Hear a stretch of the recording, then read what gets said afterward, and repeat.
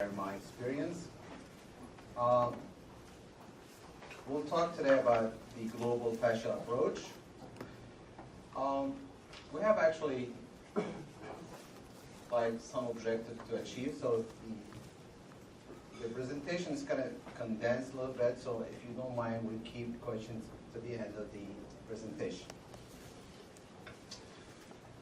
Why our doctors need to know about the global fascial approach? Number one, many patients can be helped by this approach, especially chronic problem patients, because this approach is not limited to the orthopedic patients. Example of case study, we have at Paulson, we have several patients with headache, neck pain combination. When we treat the neck pain, they get from the headache. Frozen shoulder with chronic pulmonary dysfunction, chronic shoulder pain, rotator cuff, frozen shoulder. This is the relation we're going to discover today, how this relates to each other, how chronic pulmonary dysfunction relates to frozen shoulder, for example. Sacroiliac pain or pelvic torsion in relation to leg length discrepancy or plantar fasciitis. Normally when somebody has a plantar fascia, you usually keep treating the foot.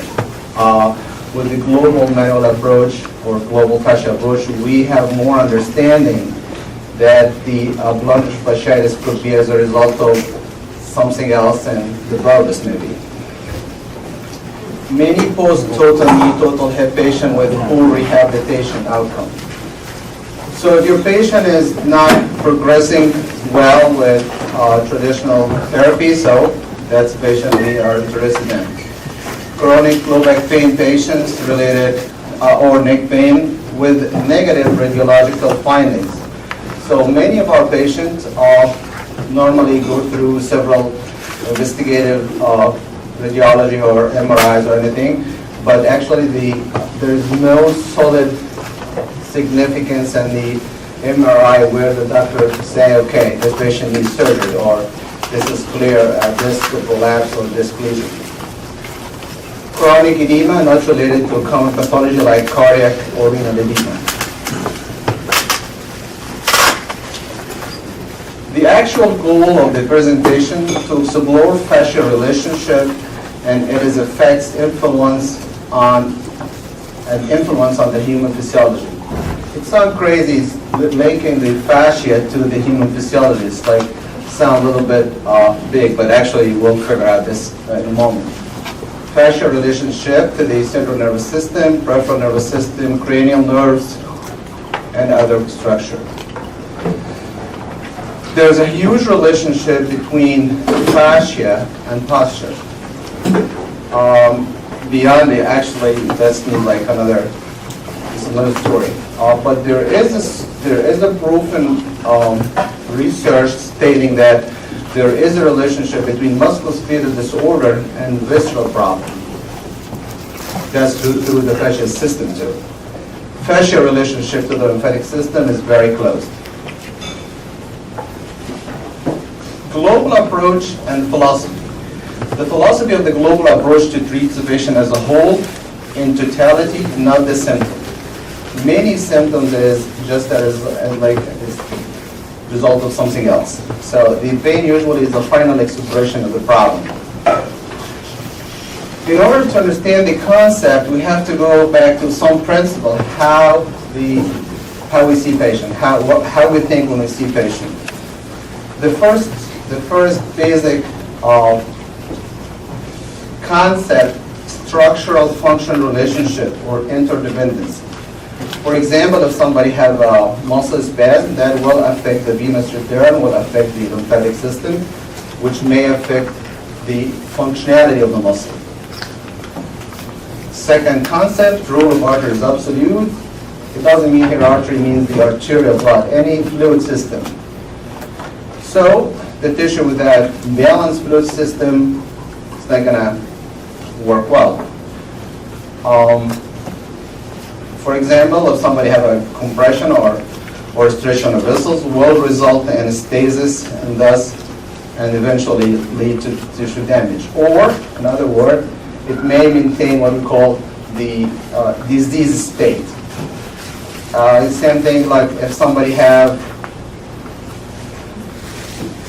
pain in the like post-traumatic chest pain, like car accident, their vital capacity will be affected because of it, because they can't breathe well. So that eventually may lead to some adhesions on the pleural system or pleural sac, where it may affect their immunity to fight pneumonia, for example. We may see those patients later with recurrent pneumonia because they don't have the ability to expand their chest and pumping the lymphatic system in that area. Third concept is the body is a functional unit. The body unit united by its fascia, believe it or not. The whole system and the whole body, visceral, like all the organ, muscles, bone, everything, vessels connected with one system called fascia system. The fourth concept is the inherent ability of the body to heal itself. That's in case of the body is functional or mobile. According to Dr. Andrew Taylor Still, the body, properly nourished, has a natural store of substance to fight disease, repair, and maintain normal health. So our goal always to restore mobility between systems to restore the patient's inherent ability to heal himself. So that's in addition to the pharmacological health. Okay.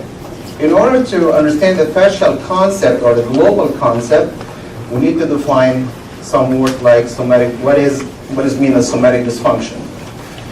Somatic dysfunction is the impaired or altered function of related component of the soma, the body framework, skeletal, arthrodile, myofascial structures, and related vascular, lymphatic, and neural elements. So if you have any alteration of those systems or our relations between them, that will affect or will create what's called somatic dysfunction.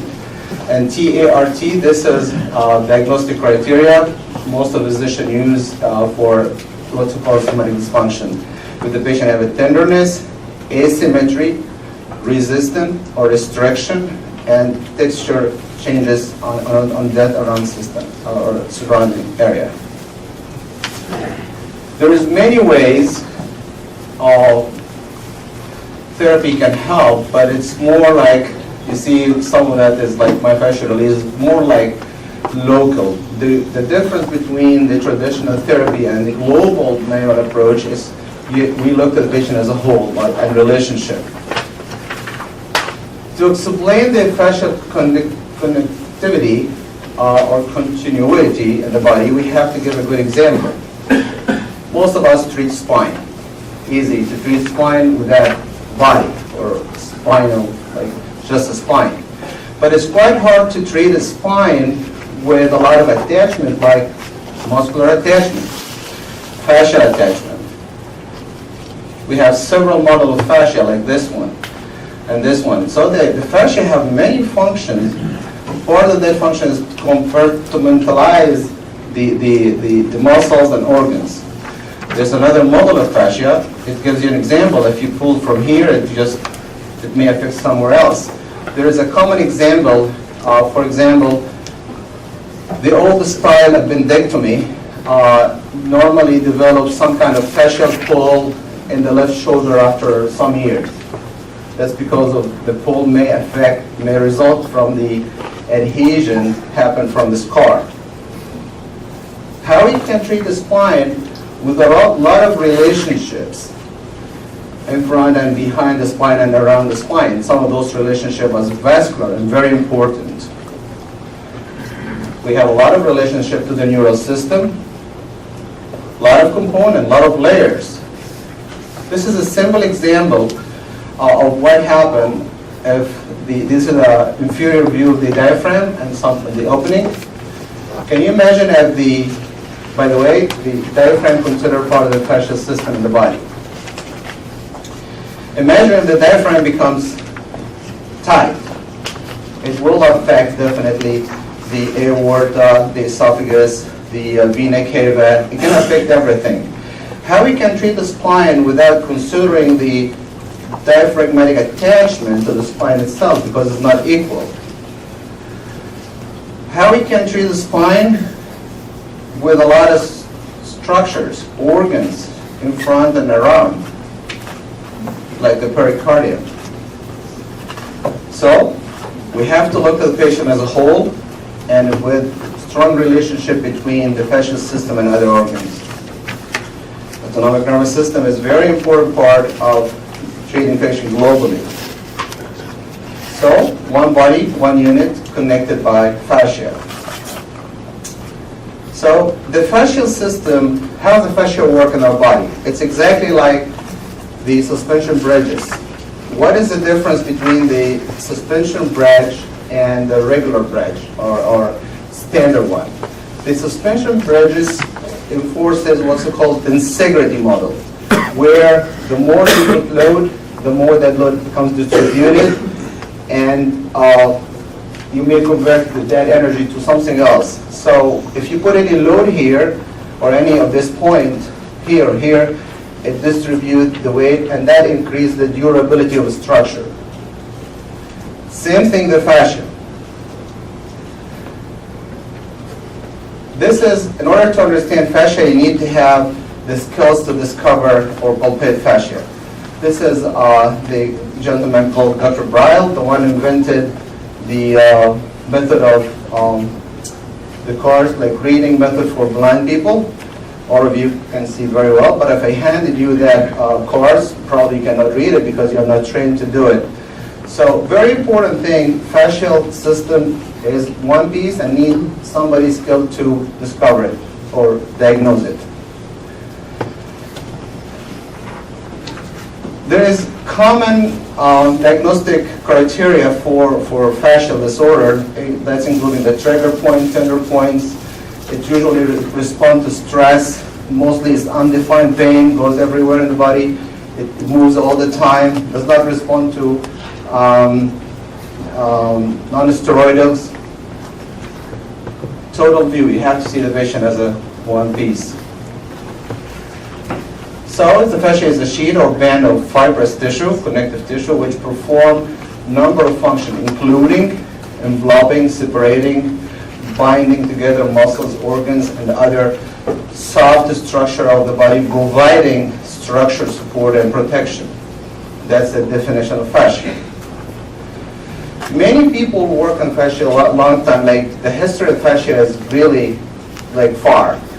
Ancient Greek, Egyptian, Chinese has mentioned, like documented some fascial treatment, but in the recent 100 years, like last couple of 100 years, we have strong documentation from Andrew Taylor Still, Travell and Simmons, Robert Ward, Anthony Sheila, Judith O'Connell, and many others came after that. So in order to understand fascia, we need to go a little bit to the anatomy. In reality, the fascia is one piece, but for educational purpose, we divide it to 3 layers. Superficial fascia, which is directly under the skin. Deep fascia, which technically, the fascia connects, like the deep fascia connects the muscles, connect to the bone, and connect pretty much to everything, and have a relationship to the dura, the pleura, the peritoneum, the pelvic fascia. So this is the deep fascia. So most of our fascia in the body is deep fascia. The third kind of fascia is called subserosal fascia. This is the relationship in the visceral. Like this is a visceral fascia, which is very gentle, like light. Like most of the time, it's viscous, like oil. We'll come to that in a moment. So fascia have a lot of functions. Most important function to us is it's a second supporting system of the body after the bone. So this is like sound weird a little bit. How come we ignoring the muscles, for example? In reality, when the muscle is relaxed, it's no longer support. So the muscle, in order to be supported to the body, has to be in action. But this is not the case. But the one in action all the time is the fascial system. So the fascia is the second supporting system of the body after the bone. If you look at that nice picture, this is a diagram showing, this is like the skin, and this is some of the superficial fascia. And there's a lot of fascia even in between the fiber. Imagine if the fascial system becomes compressed or dysfunction, it's going to affect the fluid transferring, or may affect the lymphatic or venous or arterial flow. Of course, fascia have a different functions. So, to summarize the functions, structural framework of the body, transportation of fluid and dissolving substance, protection of delicate organs, huge deal in the viscera, how the fascia function. Support surrounding and connect other tissues, storage of energy in the form of lipids, defend the body against microorganisms. Well, there is many models of fascia release, many therapists and physicians use in their office, and it falls under the same category, but it's not what I'm talking about exactly, because what I'm talking about treating the whole body, not a specific area. Some models like cold cut restraint, facilitated positional release, fascia unwinding, balanced ligamentous release, functional direct or indirect fascia release, cranial globe approach, visceral manipulation by very specialized doctors. Well, so our goal of my fascia release is to restore functional balance to all integrative tissue in the musculoskeletal system and improve the lymphatic flow by removing the fascia structure. This is sound nice if it's true, and that's what I'm going to prove to you in the next 5 minutes. Well, indication. The fascial release is very gentle process, very gentle manipulation applied directly to the tissue, even can be done for a hospital patient. The only disadvantage, the only contraindication for the fascial release is either open wound, broken bone, uncooperative patient, unresponsive patient, severe pain, fever. Well, in order to diagnose a good fascial pattern, we need to understand how the body reacts to the gravity.